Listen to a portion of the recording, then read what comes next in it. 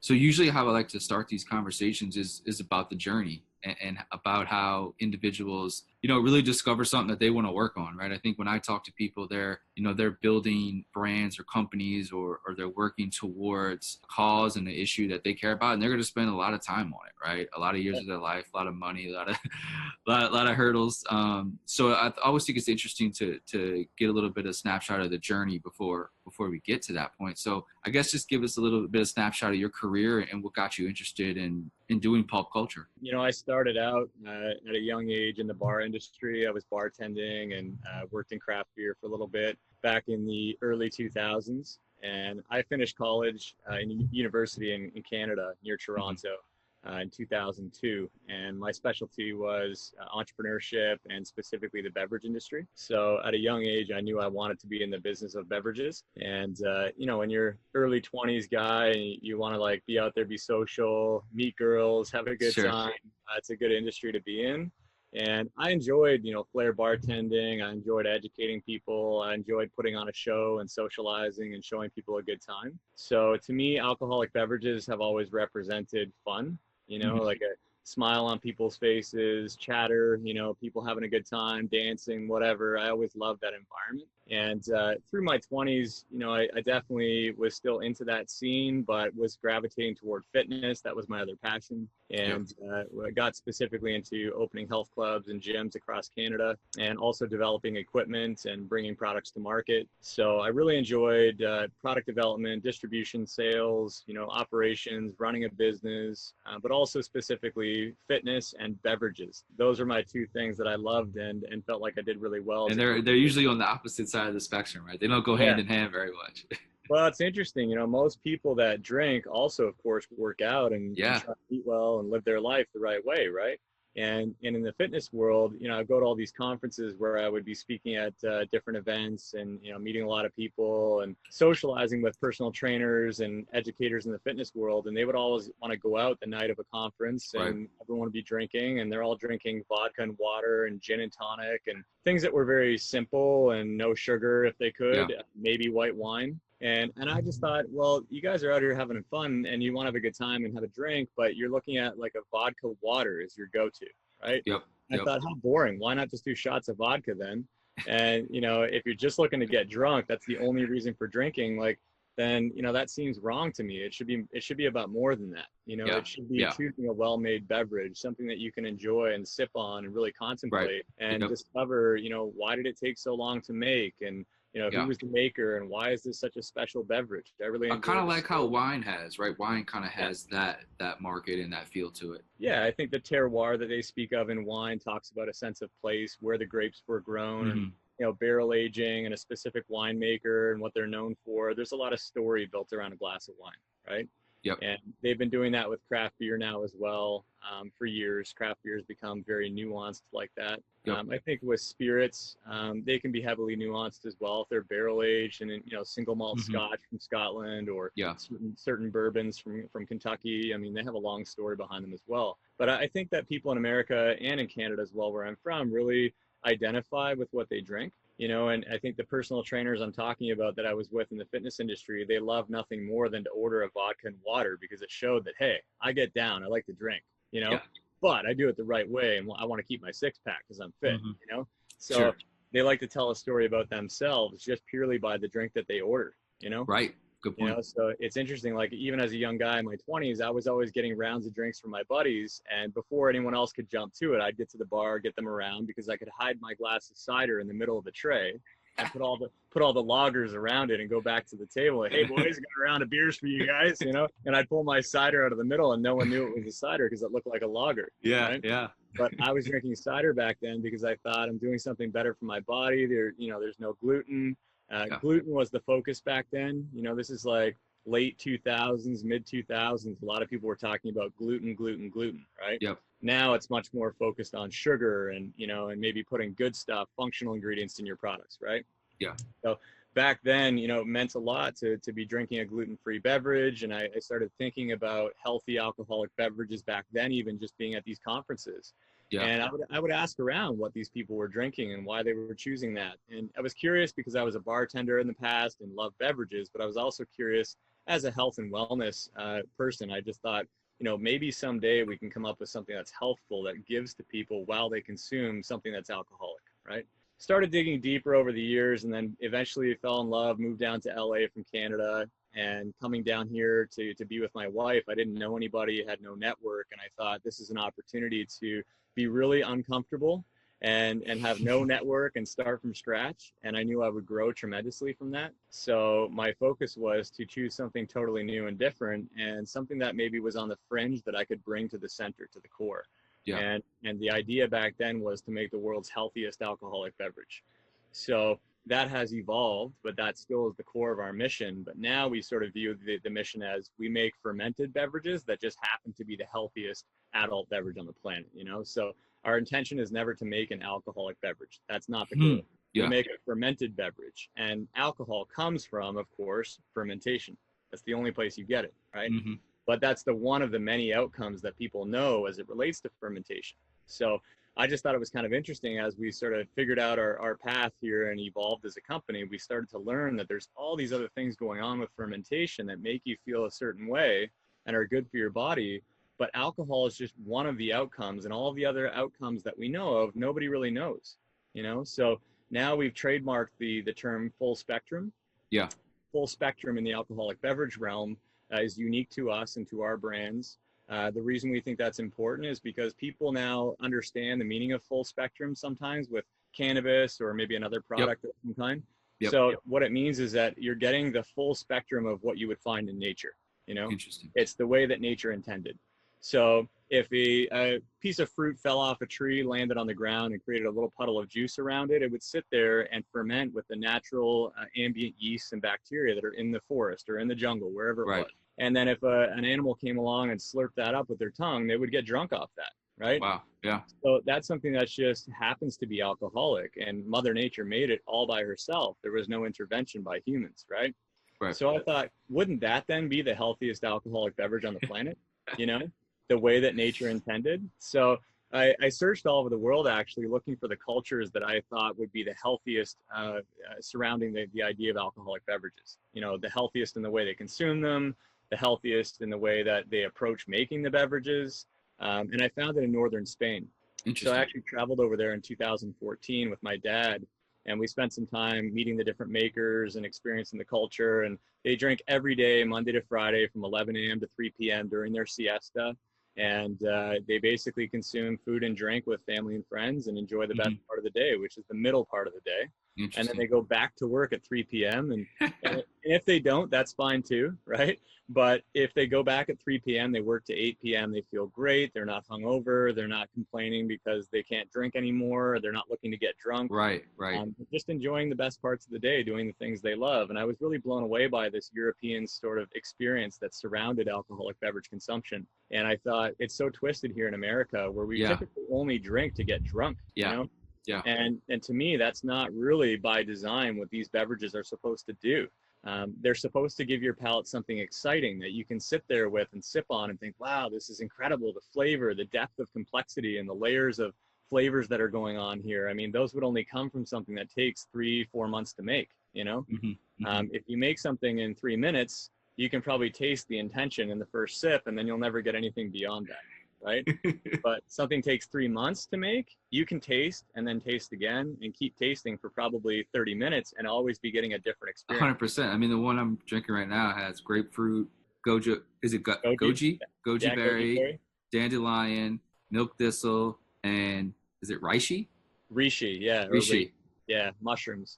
Yeah. So super mushrooms. The blend, I'll tell you, for Pulp Culture that you're drinking there, the blend and formulations that we come up with are always based on 2 super fruits, 2 super foods, and 1 super mushroom. So the 1 super mushroom, the reishi or the lion's mane that we work with, those are going to be nootropic and also botanical adaptogens.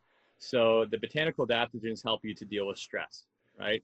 And the main function of a beverage, specifically one that contains alcohol, shouldn't be to get drunk. It should be that it kills your stress and allows you to kind of ease off and relax a little bit, right? So when you first crack into a can of something that you know is alcoholic, it's amazing the rush that you get in your brain. And I'm sure there's serotonin and other chemicals being released when you do this. When you crack that can and you hear that, It's like an instant signal to your body that, oh, so it's okay for a sec. Okay, cool. Like we're good. You know, like you get onto an airplane, they offer you a drink. Why? Because they want you to just shut up and sit there Yeah. and not complain, Right. right? Right. And if you, back in the day, were getting a medical procedure done at home, the doctor would always come by with something alcoholic to give you a shot of something, and then you would dig in and do surgery, right? You know, and there are many situations in life where we have a drink first. I don't know if you've ever emceed a wedding before by chance. Oh Uh, yeah. yeah, Yeah. I certainly have, and that's typically a small group of people in life that have done that. Right. But when you're the guy that people elect to MC a wedding, it's usually because they think you're outgoing, you speak well in front of a crowd, you got balls of steel, right? Excuse my French, but they think that you're No kind of the worries. guy that can get up there and get it done. And typically you are, but of course, even if you're outgoing and you don't mind presenting on stage, you still have nerves, right? Of course. And typically if you're at a wedding, people are drinking and having a good time. So what do? You have a couple shots of tequila, and then you go out there and tell a few jokes. You know, you say a Yeah. few niceties about the bride and groom. You say a few nice things about the parents, and then you crack a few jokes and really start digging into the roast, and you start roasting the bride or groom, right? And you know, a couple shots of tequila help you do that, right? So alcoholic beverages can be highly functional, by the way. Yeah. And I would argue that as much as I say people are just looking to get drunk, there actually is an underlying function there, and it's usually escapism, right? A lot of people don't like their life and the world they're living in right now, the stresses they're dealing with, so they take a few drinks and hope that that's going to wash it all away, right? Or even confidence too, like you were just saying with the MC thing. I mean, there's sort of this, like anything, overconsumption of anything is going to have negative effects, right? We've just, as our society, that's kind of what we, market to. It's weird that like cigarettes have been kind of banned from like marketing, right? But like kind of like alcohol and like more and more and more alcohol. I mean, it's nothing but alcohol ads. Like if you watch football games or any sports games, really, right? There hasn't been this sort of balance between that. Like alcohol is like you said, it's not something that is just intended to be drunk. There can be so much more functionality to it, right? That's why I was sort of drawn toward this, because I've always been looking for something. I was like, we can have all these botanicals and these vitamins and all these other sort of liquids and beverages. Why can't we do that with alcohol, with a glass of wine or a glass of vodka or beer even, right? Like there has to be a way to embrace alcohol in a way that just we haven't done before. Well, you know what? I don't think you'll ever find a way to embrace something like cocaine as an example. Right. Sure. This is another vice industry we can talk about, is just drugs, because in America, alcohol is revered as a drug and it's a legal drug. Right? Yep. But if you look at, say, something like cocaine, that just comes from a plant called the coca plant, right? Yep. And the coca leaf is something that you chew on and you get a little bit of buzz off of it, and you suck a lemon after, you get a little buzz in your lips and your kind of lips go numb. And, people of all ages and all walks of life do this in Colombia, They sit on the street doing it all day long. It's very social. And they never OD on that. They never overdo it, right? Right. But they're consuming it naturally from the leaf of the plant. It's very different from, creating this process in the middle of the jungle somewhere with drug cartels where you're adding diesel fuel and processing stuff and isolating the one thing you think people want to snort up their nose, which gets you high. Right. And then, that's a quick way to mess up your entire life, is doing that. But, if you look at the way that Mother Nature intended, if we had just not messed with it and as human beings stopped getting in the way, then, we would experience a lot of things in life that are incredibly beneficial if we just opened up to the nature of things. That goes for ayahuasca, peyote. I mean, any psychedelic you can think of that Mother Nature gave us, to use it the right way, it can be a medicine. These are things that can truly help us. And I think alcohol is in the same vein, where we discovered that alcohol was a thing. We figured out how to isolate it and make it and distill it, as they say. And distillation is the worst process to me, because all you're pulling out is the one thing that you think consumers want, which is to get drunk, right? And then you give them just the alcohol. That's no different than the rubbing alcohol you rub on a wound, or the neutral spirits that maybe they use to make gasoline, like these are things that we use for all sorts of purposes, of course, because you're getting something from nature that helps you to provide a specific function, whether it be for a manufacturing process or a medical process, whatever it may be. But when we talk about consuming beverage alcohol, right, which is different than all other alcohol, okay?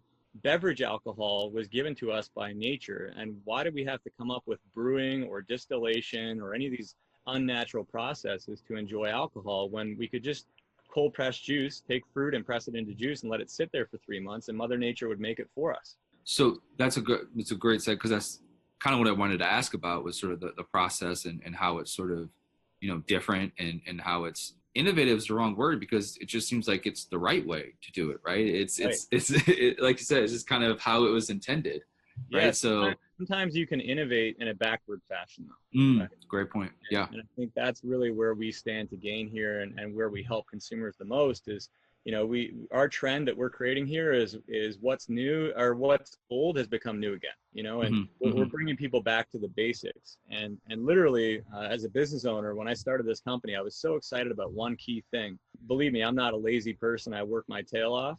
But I loved any sort of opportunity to be lazy when starting a company, when you don't have to innovate or add equipment or become technically advanced or hire people that have a specific function or specialization. And when I was in Spain talking to these cider makers, I'd ask every one of them, how do they make their product? And they would always kind of smirk and laugh at me at first and say, Mark, you don't make the sidra. The sidra makes itself. And the sidra is the cider that they make in northern Spain. Okay. And what they meant was that when they press apples into juice and they let the juice sit there for 3 months in a big vat, it ferments itself. And when it's done, they just pump it into a bottle and take it to the bar. Like, that's literally it. We don't use any water in our process. We don't use any electricity for creating heat to brew anything. We don't use any chemicals. There's no sulfites. There's no sterilization of any kind. There's no pasteurization. We don't filter anything. And we just leave it as you find it in nature. So fermenting just happens over time. Yeah, in naturally fact, there's a term for that. So it's called spontaneous fermentation. Okay.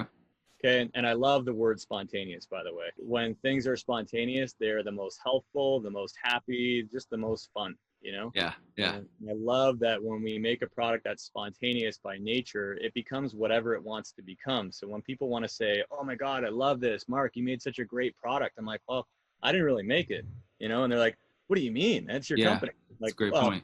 Mother Nature made it. All I'm doing is giving it to you because you didn't know where to find it, right? Yeah. So if anything, I'm like a concierge of sorts, or a liaison between yourself and the natural experience.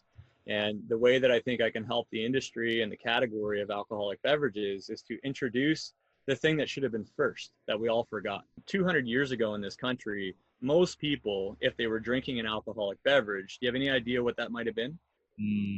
Moonshine. Cider. And the cider that they were drinking was just like what we make. It's just apples that were pressed into juice and left to ferment by their own devices for about 3 months, and then they would drink it. And it was loaded with probiotics. It was low alcohol. It was around 6.5 to 7% alcohol. And it was something that, the founding fathers of this country would drink a tankard of this stuff every morning for breakfast and then go to work, because it was safer than the water, right? The fermentation process does kill off any of the things that can hurt you. Gotcha. Okay. In all the good bacteria. So 6 billion CFUs of, and that's colony forming units. That's the measure of bacteria that might be probiotic or good for your gut. Okay. There are 6 billion CFUs of that healthy gut bacteria in every can that you're consuming of our product, where kombucha, a whole category, is built around the idea of it being gut healthy and probiotic. They're actually about 1 billion CFUs or less per container. Wow. We are 6 billion. So we are far more probiotic, far more healthy, and also no sugar. And also, we don't have to force our process and make it the way that you make kombucha. Kombucha is basically water with this SCOBY, the symbiotic culture of bacteria and yeast that are added to the water, and then they feed it with sugar, right? So they use cane sugar or even simple white sugar and just feed the liquid that way. And they allow the product to ferment. And that gives you, of course, alcohol and healthy bacteria and the probiotics and whatnot. But with us, we don't have to do any of that. We basically just press fruit into juice and let it sit there for 3 months. That's it. So if I said to you, go to your kitchen and make juice right now with your juicer, and then just leave it on the counter for 3 months, and you'll have exactly what you're consuming in that can right now, it would almost be too good to be true. You wouldn't believe me, right? Right. I don't. But that's actually what it is. So you're saying not just apples, but orange, pears, any fruit, you're saying? It has the same process? Any fruit will ferment, because what happens with fruit is you have a product that now can be pressed into juice that will contain sugar, as well as a variety of other characteristics that make that fruit taste the way that it tastes. But the sugar and then the ambient yeast that are just in the atmosphere and on the skins of the fruit, that's what actually eats the sugar. You know, the yeast that's already there present everywhere we look. I mean, by my pool right now, in the room that you're in right now, there are many millions and billions of bacteria and yeast just floating around in the atmosphere, right? So if you leave something containing sugar sitting on the countertop in that room, mark my words, 3 months later, it will be fermented. Huh. That's unbelievable. Yeah. This is a natural gift from Mother Nature. You know, this is something that we can all do at home. And in fact, as kids, we used to go to the orchards in our area. I grew up in apple country north of Toronto. Yeah. And we used to go to the orchards and get the fresh pressed apple juice, right? Which for some odd reason, and I can get into it on a very long tangent, here in America, we call that cider, but it's sweet cider, right? Right. Okay. But it's actually just apple juice. So for anyone that calls it sweet cider, sorry to burst your bubble. It's not, there's no such thing as sweet cider. Cider by definition is fermented apple juice. So it is alcoholic. There's only one kind of cider. That would be like saying there's hard wine and sweet wine, and sweet wine is grape juice, right? It's actually just apple juice and cider. There's only two different categories. There's no such thing as hard and sweet. But the murky brown-like looking substance that you're looking at when you see a fresh pressed apple juice, it's kind of intimidating at first because, you know, it doesn't look like Minute Maid apple juice like you get on the airplane, right? So it hasn't been ultra high filtered to look like nothing more than, you know, golden water in the glass, right? And real apple juice is so much more rich and so much more full of character. It's just an incredible flavor, right? And when we were kids, we would drink that, but then you might leave half the container in the back of the fridge and go back to it, you know, maybe a few months later, and you would find this jug, this gallon jug, a bloated jug with pressure on it, by the way. Sure. And you pull it out of the fridge, and as soon as you crack the cap, it would go, tss. And as soon as you heard that as a kid, you're like, Mom, the juice went bad. And you dump it down the drain. Oh no, it just became good. It just became good, actually. Got it, buddy. So that's the fun thing that I talk about all the time is what you just said, where people would say to me initially when I started this company, all you're going to do is ferment apple juice and just leave it there for 3 months and just let it sit and then put it in a bottle. And I'm like, yeah, that's exactly what I want to do. And then winemakers would say to me, what if it goes bad, right? And my response became, what if it goes good? Yeah. And it was actually a question that I was posing to them. What if you just had naturally fresh pressed juice, even if it was from grapes, and you let it sit there for 3 months and ferment fully to finish? Well, what if it went good? And my question to them was, I already had the answer to it, and I would give that to them. Yeah. The answer is you would never even do that in the first place. So you would never know if it could go good, because what they do in the wine industry is typically press the grape juice, and then they sterilize that juice, right? Okay. They'll pasteurize it or add sulfites to kill the juice so that they can pitch their own predictable yeast strain so that it will deliver to them a predictable outcome. So from one vintage to the next with their wine, they can more or less predict how it's going to taste because they work with the same yeast strain. Gotcha. They filtered it and used a long list of up to 80 different chemicals in their process to make it look pretty and smell nice and taste great and be the wine that you expect when you come to me, right? Gotcha. Now, me as your winemaker, this is what I need to be giving to you because that's what you've had from me before, right? Yeah. And I just have zero interest in a product that's made like that. For me, I want to consume something the way that nature intended because I know that I can't even explain on most days who I am as a person. I'm just trying to figure myself out, right? Right. The least I can do is stick to my roots and just follow nature and have nature guide me, right? So there are things here on this planet and processes and sciences that exist that surround us everywhere that we should just truthfully believe in and go with the flow because there's a reason they're there. There's a reason that they were made or put in place the way that they were. It's tough because it's like you're kind of giving your recipe away, right? And it's like, do you foresee, you know, other companies doing it, or do you think it's too risky for them? Because like you said, they're trying, as like just wine, for example, like you said, they're trying to just have this same taste every time in the same bottle. So they can't duplicate what you've done, right? Because they have this sort of risk profile that they can't deviate from. And is that the same with obviously beer too? Is sort of similar? Yeah, I would say this, that, you know, anyone, literally anyone on the planet could make what we make. Yeah. But no one for thousands of years has ever done it. So I'm reassured by the fact that hopefully we're creating a pathway here that other people will come along and we will grow a category with other brands that do come to the table and want to do what we do, right? We're happy to lead the way and lead the charge. And as it relates to the sort of threat from a commercialized perspective, as far as, you know, someone taking away our dollars in our pocket, Right. I'm not concerned about that. I think when more people come to the table, it's a big tent mentality, and you grow a category that becomes much larger and more respectable and legitimate.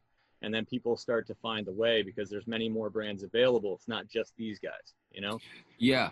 And you see it kind of with the rise of non-alcoholic beverages, right? There's sort of Yeah. this revolution of non-alcoholic beers, non-alcoholic like cocktails and all, it's a big sort of like network of people that, their relationship with alcohol has been negative, right? Which for a lot of people it is, I mean, it because I think it hasn't been responsibly like taught like how to intake it like properly, right? And like in a way where it doesn't have the negative adverse effects that it really isn't intended to, right? But overconsumption of anything, right, is going to be negative. Well, that's the unfortunate piece to this is that, alcohol gets a bad rep, right? Yep. And unfortunately, and I do believe this firmly, by the way, that we do have a drinking problem in America, for sure. Oh, yeah, for sure. But whose fault is it? And Yeah. to me, the culprit is not alcohol. Yep. Yeah, we have a drinking problem, but that's because of our own behavior, right? So alcohol, like many other substances, is, maybe could be overconsumed and not be a great thing, but it's kind of up to you to monitor that, right? Yeah, 100%. Yeah, I mean, it's just personal. Like, again, like anything, if you, go out and eat McDonald's every day or eat, whatever, ice cream, 3 times a day and sit on the couch, like anything in just overconsumption is going to be negative, right? Yeah, I think you need to be mindful. Everything. You need to be mindful as consumers and really pay attention, number one, to the product you pick up off the shelf, right? And, first of all, why would you pick that product up? What is it about that product that excites you or piques your interest, right?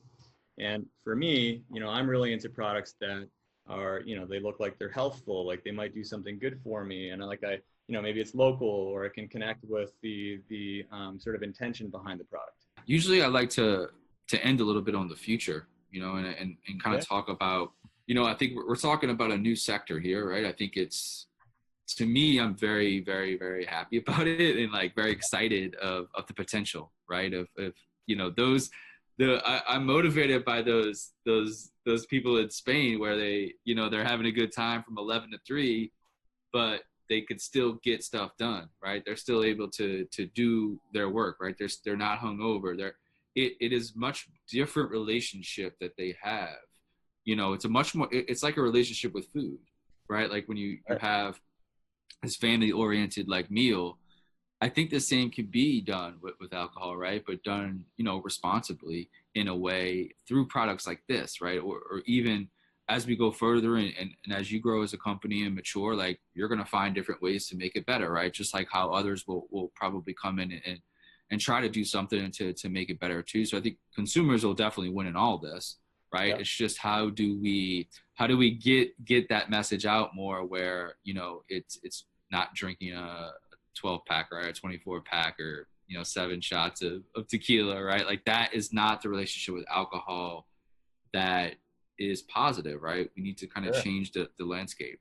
Well, you have to change the intention. Right? Love it. Greatest word of all time. Yeah. Intention. So, and intention really is everything, right? Yeah. So, if your intention is to get drunk, then sure. There are many ways for you to go. Of course. Do that, right? Yep. If your intention is to do something good for your body and to do something nice for yourself, it's a gift to yourself, right? Almost in the way where you feel like you've earned it when you get to crack into that can and have a drink, right? Yeah. And, it's the guilt maybe perhaps that you feel when you're drinking at 9 a.m. like I do, when you're sitting at the tap room bar down at my facility here in LA. My own team will walk in and see me sitting at the bar having a drink and it's 9 a.m., right? Yeah. And at first, that might have seemed a little bit odd. Like, why is Mark sitting there drinking at 9 a.m.? Is he okay? Is he okay? And now people actually look at me and see that and they're jealous. They're like, wait a minute. How come he gets to sit there and have a drink at 9 a.m.? I want to be that guy. Because you can see that I'm actually just getting into my workflow. Right. I'm being creative. I'm not identifying with the stress that I might normally identify with, right? Yeah. Sometimes with stress, we don't need to necessarily kill it as much as we just need to distract it, right? And if we can distract ourselves away from our stress, then essentially we have killed the stress because we no longer identify with it, right? Yeah. So cracking into that can and knowing that you're even getting a bit of placebo effect in a sense, because your brain's thinking, oh, we're drinking something that's adult friendly. It's 21 and over. It's a fermented beverage that does have alcohol. So this is something that's already a little bit exclusive, where I can't give this to my son because he's 5, right? This is something just for dad, right? Yeah. Just for dad. Yeah. And I think as parents, as adults, you know, we start to take on a lot of responsibility, right? We're all working hard. We have things to worry about. And usually as we get older, we have many more things to worry about in life that actually aren't our own things. They're things for somebody else, right? Yeah. We have all this responsibility and this weight that kind of, you know, is resting upon our shoulders at all times. And it can really grow and build to the point where it feels like it's crushing you. And the times in which you get to step away and crack into a can and have a drink of something, or pour yourself a glass of wine, but, you know, maybe go for a massage, whatever these things are that are signals to you, to your brain at first, but then a signal to your body that, hey, it's going to be okay. We're going to take a second and just give to ourselves, right? And what happens is you're nourishing your soul. I mean, this is a really restorative action or practice to work through. You want to return to that practice, almost like they say in meditation or in yoga. You want to, you know, return to your practice on a daily basis. Whatever your practice is that brings you back to center, whether it's breath work or meditation, or even just finding your creative place to do, you know, creative stuff one day a week where you sit there and read or focus on a project that takes your mind off everything. Or if it's a hike for an hour every morning, we have many ways to step aside from our stress, right? To me, if I can crack into a can of this stuff, it kills my stress to the point where I don't mind at 9 a.m. being at work and digging right into my Monday morning with a big glowing smile on my face. And everyone around me is pissed off. They're like, why is this guy so happy and confident about his Monday morning? Right? And I'll literally have like 3 or 4 of these on my Monday and then leave at the end of the day and go home to my kids and have a great time at dinner and put them to bed. And I don't feel the need to have any drinks in the evening at all. Yeah, right. My goal is to drink when the sun is shining. Day that I'm being productive and getting after it and really conquering my day, that's the time of day that I enjoy a beverage. When it's time, I'm at home with my kids. When the sun goes down, I go down. I go to bed. I have a great sleep. I wake up first thing in the morning and I have a workout. I feel good. And, you know, that's the day-to-day for me. That's how I live my life. So as we look like 3, 5 years down the line, like what are some of the goals and successes that you want to have? Is it getting something like this? Because we didn't even get to chat about the cider house and sort of, is this served there? Is it on tap there? Do you serve it in cans? Like, can you distribute it to other bars across the country where there's a healthy, like I envision a healthy option, just like McDonald's has salads, right? Or there's a healthy option in all bars, which I think is such a positive step. Would it just be delivered in a can at a bar? Can you have it on tap? Like, sure. Like how are you interacting with bars? We sell to bars and restaurants. We sell predominantly to retail. So specifically places like Whole Foods as an example. Yep. Whole Foods Market is really our number one customer. You know, we've only been sold in California up until the end of last year. And then we just launched Pulp Culture this year. So previous to this year, we only had 101 Cider House. That was our core brand. Yep. So 101 is based downtown LA. That's where the cider house is. That's where everything's made. And then we launched this year Pulp Culture as well, which you're drinking right now. Yep. Both of them are cold pressed juice that's been fermented. That's it, right? But one identifies as a cider. One identifies as a cold pressed juice that's been fermented. They're both probiotic, zero sugar, super healthy. And this term that we use called full spectrum identifies with both brands. Okay. Nice. Now, 101's been sold, you know, widely across California, across more than 1,000 accounts at places like Whole Foods for the last 5 years. And now it's really starting to pick up because the initial few years we were kind of riding the coattails of craft beer and people were buying it because it was sour. They love things that are sour, right? Now they're buying it because it's the best for you thing on the shelf. Now they're looking for that better for you experience, and this is the best of that. So they're now buying sour cider from 101, or they're buying Pulp Culture because they just want to get into something really healthy and good for them, but not give up their drinking experience. They're looking to enjoy themselves and cut the stress and be social without having to pay the same tax that they're used to, which is typically the hangover and maybe a headache while you are drinking, you know, not feeling all that good, right? So, you know, we really are matching up now with the current trend. We're aligning ourselves with where consumers are already headed, but we're also a bit of a guiding light. We're kind of showing them the way, right? So if you already now drink something like White Claw, that shows me that you're interested in the idea of drinking better, right? Whether it's better for you or not, I don't want to get into that because I also don't want to like speak to what's not good about other products. Sure. But the idea that you're choosing something that's clear and odorless and more or less tasteless, right? is something like a White Claw or a seltzer. You're drinking that because it has no sugar, really. Yeah. That's the main sort of value proposition. Now, when you start to look at your diet and the way that you eat foods, we were in this movement years ago of diet and light and fat-free, sugar-free, and all this stuff, right? And that's really the point in our diet where we're trying to cut out the bad, right? So the exclusion diet so as far as cutting out, elimination diet rather, is really the stage of which you're going from your worst to something that you can manage and be okay with. You're neutral, right? Yep. Once you get to your neutral and you're like, oh, I'm not as bad as I used to be. You know, oh, I lost like 60 pounds. I'm still not in good shape, but I cut 60 pounds. Good for me. A little pat on my back, right? Once you get to that point and you feel like now you can take on your day and everything seems more manageable and achievable now, you now start to think, well, what would happen if I got a nicer pair of running shoes? And what would happen if I took my shirt off and went out onto the beach and, you know, and just kind of showed everyone what I was made of? You know, what would happen if I went to the gym and actually started lifting weights and getting really into my fitness? And then when they look at their diet, they would think, well, what would happen if I cut coffee? Would I actually be able to make my own energy? What would happen if I shifted to a plant-based diet and just didn't need to eat animal products anymore? Would I feel better? You know, and they start to explore and start to get to know things because you become more curious when you're reinforced by a little bit of success, right? Once you feel like you've actually done something good for yourself, you become motivated by that. And then you find yourself very quickly in this never-ending pursuit of better. And when you're in the pursuit of better, you typically are moving into more of an incorporation strategy. So when you look at the diet, you move from this elimination diet to neutral, and then you go from neutral to the incorporation diet. And the incorporation diet is, what can I eat and put in my body that might actually do something functional or good for me, right? Right. That's where we live. So if you're cutting out the sugar and you're drinking White Claw, great, that's a good start. Once you get to the neutral standpoint, we're like, hey, I'm kind of bored with that now. Yeah. Now I'm looking to be excited again, and I want to drink something with depth and character and something that actually makes me feel really good. That's where we live. Now you're looking at the pathway that we live on, which is to do better for yourself. So drink better is our 2-word tagline. It's amazing. I love everything about this.